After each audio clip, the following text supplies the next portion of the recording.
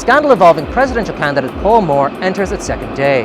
When asked by reporters about his role as an after-dinner speaker and his alleged hate speech, he had this to say. This is a concerted effort to slander my reputation and derail my campaign.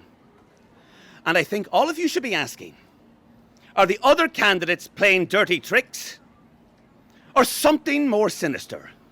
Mr. Moore was speaking about a video from 2004 where he made sexist comments about women in business. You know, I don't want to say like, yeah, it's a man, okay, but like it is a man, you know? Would a woman say that kind of thing? I don't think so, you know? Think about it. I followed Mr. Moore on his campaign trail as he attempted to rebuild his image after days of damaging scrutiny. Absolutely wonderful. And you care at all about the scandal he's involved in? What scandal, darling? Oh, he had a very nasty run as an after-dinner speaker where he said some very colourful language. He could have had a few too many drinks, you know. If you look on anyone's back, there's all things that we regret. I could stand here all day and talk about all my regrets, but I have to go.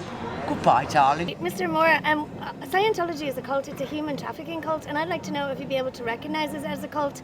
It has no religious status here, it has no tax exemptions, but I'd like to see it recognised as a cult. There's been some accusations labelled against me about tax irregularities, but let me just say that being me, you, Scientology, everyone should pay their fair tax. But it's not just Tom Cruise or aliens, it's a human trafficking cult and labour trafficking. Can I just say that Paul Moore is against illegal human trafficking, against illegal aliens, be they from outer space or anywhere else? And also, can I just say that Tom Cruise's movies are excellent, and I think we have to distinguish between the actor and the person. For me, distinguish between the person and the politician. And do you think that it's just an attempt to distract from your father's policies? Absolutely it is. But do your father actually have any policies? Yes, many. Can you name any of them? Well, I am his daughter. I'm not a politician myself, so I wouldn't know exactly everything about that. It's been noted that your mother has not appeared on any of the campaign videos. Is there any particular reason for this? She doesn't want to be dragged into this absolute scandal that these trolls have made involving my father. And you think his views on women are acceptable in today's society? I don't know what. He's a great lad. He's a great man. I known him many a year. He's done many great things for the town. And I won't have him being disrespected around here. Yeah, I mean, I didn't know much about him, but I know enough now to say I'm not going to vote for him anymore. Like, you forget about it, you know. When the focus is on me, you make sure the focus is on someone else. Distract. It's called bait and switch. We need to divert. My guess is someone might have paid and got all the dirt on you. The Cancel Hub. So I think if they're using this Cancel Hub website to get the dirt on me, we'll use the Cancel Hub website to get the dirt on them. Even dirtier dirt than the dirt they're dirting on me. It's quite pricey, but there. I checked. That bollocks. I reckon he's behind it. I budgeted. €1,500 off. We'll put it off to the expenses anyway. I'm going to put it up against my taxes or something like that. After Paul Moore's dip in the polls, presidential hopeful Brendan Murphy took to the streets in a bid to boost his own public support. Okay, it's Brendan Murphy. I'm going for the next election.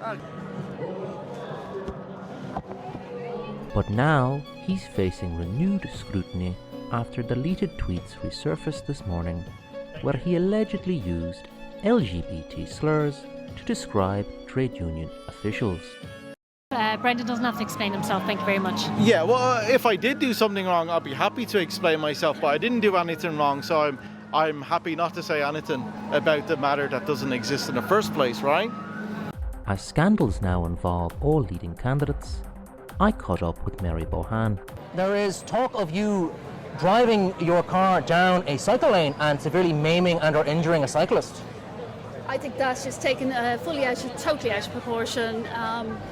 There was an incident in which a cyclist and my car were in near collision.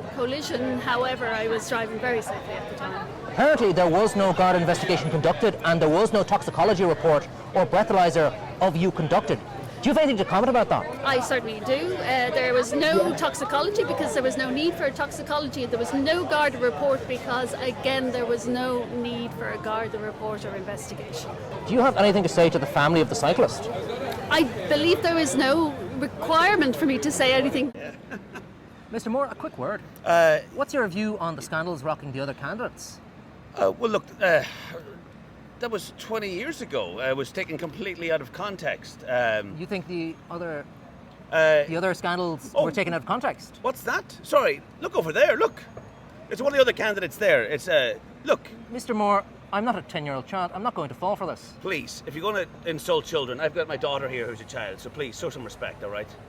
Mr. Moore, Don't be insulting children, you know. Don't be, please, let's just go. Come on. Mr. Moore, There's no more comments to be said. Thank you very much for your time. Thank you very much. Mr. Moore, Mr. Moore is not going to comment any further. Thank you very much. Have a nice day. GDPR rights to have an under 18 person on camera. You don't have our GDPR rights, so please, show some respect. Mr. Moore, the other candidates. There is some talk of you having leaked the other candidates' scandals. Excuse me, please don't talk nonsense in front of my daughter. You're a bad example. She wants to be a journalist when she grows up, a real, proper, honest journalist, not like you. Surely the one setting a bad example is you, sir. You're the one shoving microphones in people's faces, please. So have some respect, please. Paul Moore, vote Paul Moore. Patrick Dillon, Investigative Journalist of the Year 2024. Back to you in the studio.